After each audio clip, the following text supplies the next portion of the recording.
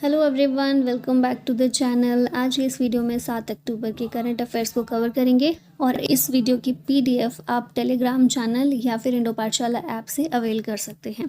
शुरू करते हैं एक कोट के साथ। Be strong because things will get better. It may be stormy now but it never rains for ever.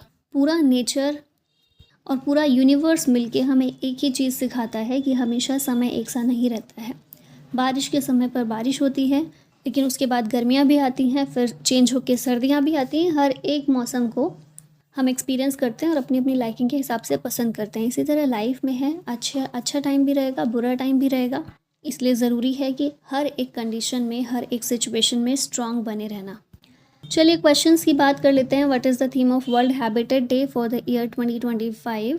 World habitat day की theme है अर्बन क्राइसिस रिस्पॉन्स। ये जो दिन है मनाया जाता है फोकस करते हुए on the state of human settlements and on the basic rights of all to adequate shelter. साथ ही इसका एम है to remind people that they are responsible for the habitat of future generations. 1985 में इस दिन को मनाना शुरू किया गया था यूएन जनरल असेंबली के द्वारा through resolution and was first celebrated in 1986. Next है, what is the name of the tropical storm that formed over the Arabian Sea in early October 2025? ये है साइक्लोन शक्ति। ऑप्शन सी करेक्ट है। इसमें एक बहुत इंपॉर्टेंट क्वेश्चन है कि साइक्लोन शक्ति जो है ये नाम कौन सी कंट्री के द्वारा दिया गया? तो श्रीलंका के द्वारा दिया गया अंडर WMO गाइडलाइंस। ये सीवियर साइक्लोनिक स्टॉर्म था जो कि ईस्ट सेंट्रल अरेबियन सी में फॉर्म हुआ था। Develop due to warm sea surface temperatures, low wind shear and coriolis force. Impact areas इसमें महाराष्ट्र और गुजरात कोस्ट थे। और सिग्निफिकेंस क्या था इसका? Reflects the increasing intensity of cyclones driven by climate change and ocean warming. ये पिक्चर में देख रहे हैं 420 किलोमीटर अवे गुजरात कोस्ट ये फॉर्म हुआ था। What is the name of the 2025 naval exercise between India and the UK? इसका नाम है कोकड़। कोकड़ एक्सरसाइज इंडिया और यूके के बीच में होती है, दोनों की नेवी के बीच। ठीक है, इंडियन नेवी और रॉयल नेवी के बीच में। ये शुरू हुई इंडिया के वेस्टर्न कोस्ट पर। 2 फेज़ में हुई। पहला हार्बर फेज़ था, दूसरा सी फेज़ था। इसके अंदर professional exchanges, anti submarine, anti air, anti surface warfare और कैरियर लेड ऑपरेशन ये सब कुछ किए गए। भारत की तरफ से INS विक्रांत ने इसमें पार्टिसिपेट किया था।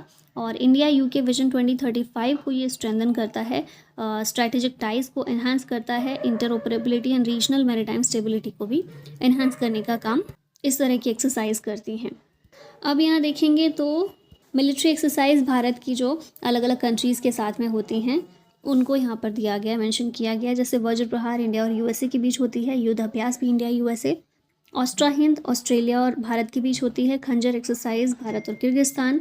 गरुड़ शक्ति इंडिया इंडोनेशिया। लामितीय इंडिया और सेशल्स। इक्यूविरिन इंडिया और मालदीव्स। मैत्री India Thailand. Nomadic elephant India Mongolia. शक्ति एक्सरसाइज इंडिया और फ्रांस। संप्रीति इंडिया और बांग्लादेश। प्रबल दोस्तिक ये कजाकिस्तान और भारत के बीच होती है। इंदिरा भारत और रशिया के बीच। अजय वॉरियर इंडिया और UK के बीच में। मित्र शक्ति India Sri Lanka. Al Najah India Oman. Hand in hand India China. IMBEX India Myanmar और सूर्य किरण इंडिया और नेपाल के बीच कंडक्ट की जाती है।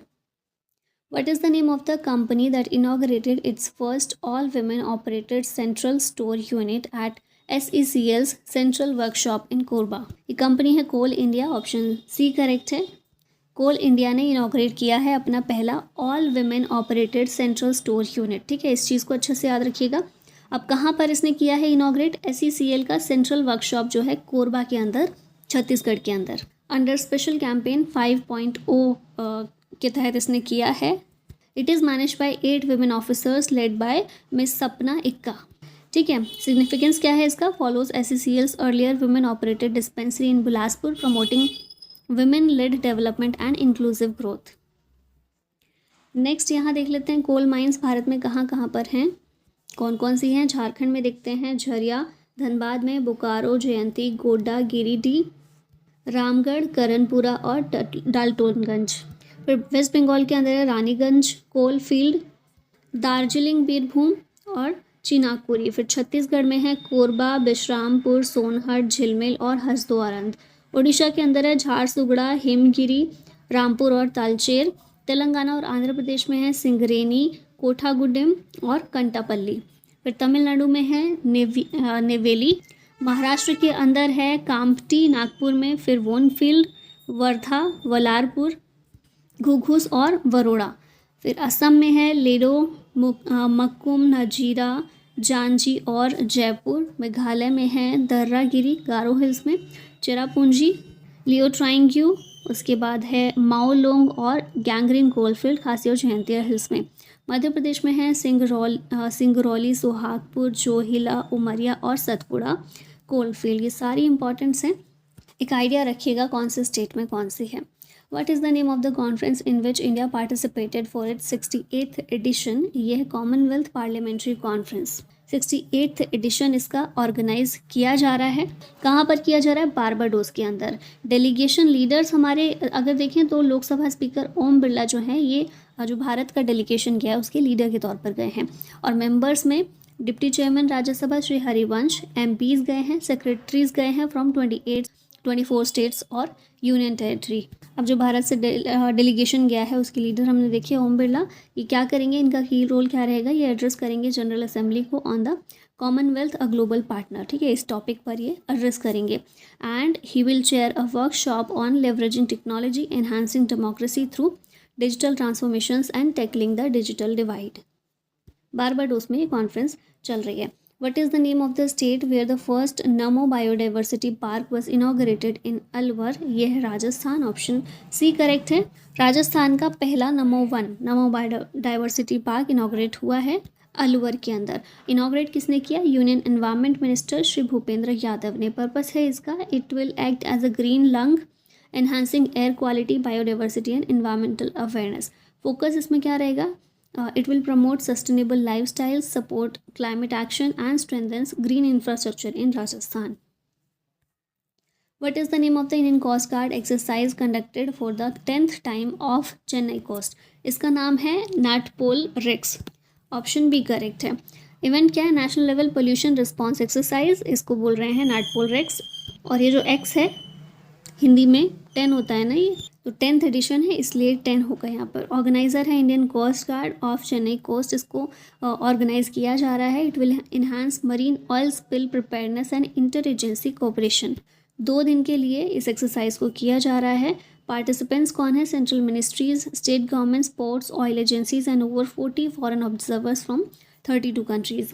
इसके तहत एडवांस्ड पोल्यूशन रिस्पॉन्स एसेट्स और मल्टी टायर्ड कोऑर्डिनेटेड स्ट्रैटेजी को डिस्कस किया जाएगा for maritime environmental protection. Indian coast guard की बात करें तो हेडक्वार्टर इसका नई दिल्ली में है। 1 फरवरी 1977 में इसको इस्टेब्लिश किया गया था। इसका मोटो है वयम रक्षामः, और एजेंसी एग्जीक्यूटिव अगर देखें तो डीजी हैं इसके Paramesh Sivamani. What is the name of the 2025 Nobel Prize in Physiology or Medicine awardees for their work on peripheral immune tolerance? ये क्या नाम है इनका? Mary E Brunkow, Fred Ramsdell and Shimon Sakaguchi, option B correct है। 2025 में इन्हें physiology या medicine में नोबेल प्राइज़ मिला है, इन 3 लोगों को। मैरी ई ब्रोंको यूएसए से बिलोंग करते हैं, फ्रेड रैमस्टेल यूएसए से और शिमोन सकागुची जापान से। अब इनका कंट्रीब्यूशन क्या है, किस लिए इनको दिया गया है ये Nobel prize? For the discovery of regulatory T cells and the FOXP3 gene. इससे क्या इम्पैक्ट आया इनकी डिस्कवरी से? Transformed understanding of peripheral immune tolerance, how the immune system avoids attacking the body. Applications क्या हैं इसके? Advances in auto immune disease treatment, cancer therapy and transplant rejection prevention.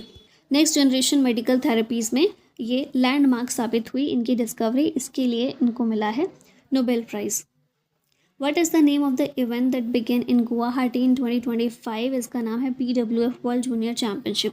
17 साल के बाद ये चैम्पियनशिप भारत में हो रही है गुवाहाटी के अंदर। अब इसमें मिक्स्ड टीम इवेंट होगा विद 36 टीम्स और इंडिविजुअल इवेंट्स होंगे। इंडियन ग्रुप्स ओपनिंग मैच जो है इसका अगेंस्ट नेपाल होने वाला है। China, Japan, Indonesia, Malaysia, France, इन सभी से टॉप जूनियर्स पार्टिसिपेंट्स के रूप में आएंगे। India becomes the 4th Asian country to host twice, has 11 past individual medals, best performance in 2008 Pune. Next है, what is the name of the event where Simran Sharma and Nishad Kumar won gold medals in 2025? इन दोनों ने world para athletics championship में gold medal जीते हैं, निषाद कुमार और सिमरन शर्मा। अब यहाँ ये सारे गोल्ड दिए गए हैं ऊपर, सुमित अंतिल, संदीप सिंह सरगार, शैलेश कुमार, रिंकू हुडा, निषाद कुमार और सिमरन शर्मा, इन सभी ने जीता है गोल्ड मेडल। फिर एकता भयान, दीप्ति जीवन जी, सुंदर सिंह गुर्जर, संदीप, योगेश कठुनिया, धर्मवीर, सिमरन शर्मा, प्रीतिपाल, नवदीप सिंह, इन सभी प्लेयर्स ने सिल्वर मेडल जीता है। और फिर वरुण सिंह भाटी, अतुल कौशिक, सोमन राणा, प्रीतिपाल, प्रदीप कुमार, प्रवीण कुमार और संदीप, इन्होंने जीते हैं bronze medals world para athletics championship 2025 के अंदर। अब टॉप 5 कंट्रीज़ यहाँ पर दी गई हैं। मेडल टैली की बात करें तो ब्राज़ील नंबर 1 पर है with 15 gold, 20 silver and 9 bronze, total 44 medals. China second पर है, ईरान थर्ड पर, नेदरलैंड्स और पोलैंड जो है 5th नंबर पर है। तो ये हैं टॉप 5 कंट्रीज़ मेडल टैली के अंदर। अब यहाँ पर रिवाइज कर लेते हैं 6 अक्टूबर के करंट अफेयर्स को। World teachers day, also known as international teachers day, annually 5 अक्टूबर को मनाया जाता है। Recently Indian coast guard ship Akshar was commission at Karaikal, Puducherry. DRDO is developing the hypersonic missile Dhwani. Recently, Poland announced that it will finally join the NATO pipeline system. New Delhi will United Nations troop contributing countries Chiefs Conclave be held. Typhoon Bualoi caused devastation in Vietnam. 62nd National Chess Championship recently concluded in Vigyans University. Air Chief Marshal AP Singh released the book Wings of Valor. Virendra Vats has been appointed as the Director General of National Cadet Corps. अब आगे कुछ previous year question देख लेते हैं जो change pattern दिख रहा है उसके हिसाब से। तो यहाँ पहला क्वेश्चन है जो RPF कांस्टेबल में पूछा गया 2024 में, which of the following statements is correct with respect to controller and auditor general of India. Correct पूछा गया है तो प्रेसिडेंट के द्वारा कैग को अपॉइंट किया जाता है, प्राइम मिनिस्टर अपॉइंट नहीं करते, फाइनेंस मिनिस्टर अपॉइंट नहीं करते और रीअपॉइंटमेंट के लिए भी एलिजिबल नहीं होता है। ठीक है, तो ऑप्शन डी करेक्ट होगा। कॉन्स्टिट्यूशनल अथॉरिटी है कैग, अंडर आर्टिकल 148 प्रेसिडेंट के द्वारा अपॉइंट किया जाता है। ये ऑडिट करता है यूनियन एंड स्टेट फाइनेंसेस को, पब्लिक सेक्टर एंटरप्राइजेज और ऑटोनॉमस बॉडीज़ को। Ensures accountability and transparency in public spending. संविधान के द्वारा कैग की सैलरी और सर्विस कंडीशंस प्रोटेक्ट की गई हैं। टेन्योर होता है 6 साल या 65 साल की उम्र तक और ये अपनी रिपोर्ट सबमिट करता है टू प्रेसिडेंट और governor of the state, reviewed by public accounts committee. Which of the following statements is or are correct in the context of the Government of India Act of 1858? तो यहाँ दोनों ही correct हैं। The act is also called an act of good governance और the power to control the Indian territory was vested in the Queen। दोनों ही correct हैं। 1858 के act के तहत ये दोनों ही चीज़ें की गई थी। 1857 का जो रिवोल्ट हुआ था उसके बाद इस एक्ट को लाया गया था। Which of the following statements is correct about the chairperson of the Monetary Policy Committee of India which was reconstituted by the Government of India in October 2024? Monetary policy committee का chairman कौन होता है? RBI का governor होता है। ठीक है, तो ऑप्शन डी यहाँ पर यही करेक्ट होगा। मॉनेटरी पॉलिसी कमेटी को सेक्शन 45ZB RBI एक्ट 1934 का जो है इसके तहत स्टेब्लिश किया जाता है। पर्पस इसका होता है कि ये पॉलिसी इंटरेस्ट रेट सेट करता है to meet the government's inflation target. Chairperson इसके RBI गवर्नर होते हैं। 6 मेंबर्स इसमें होते हैं, 3 RBI ऑफिशियल्स होते हैं और 3 गवर्नमेंट के द्वारा अपॉइंट किए गए एक्सपर्ट होते हैं। 4 साल का इनका टर्म होता है। अब मीटिंग जो है मिनिमम 4 मीटिंग्स होनी चाहिए per year, publish decisions and rational. Goal क्या होता है? Ensure price stability and support economic growth. अब ये क्वेश्चन है आप लोगों के लिए जिसका आंसर आपको कमेंट में करना है। The Pandya kingdom was first mention by Megasthenes who said that their kingdom was famous for pearls. Their capital was Thanjavur, Uraiyur, Madurai या फिर कावेरीपट्टनम। तो इसका आंसर आपको बताना है पांड्या किंगडम जो था उनकी कैपिटल कौन सी थी इनमें से। और इसी के साथ हमारी ये वीडियो यहीं ख़त्म होती है। Thank you so much for watching this. जय हिंद।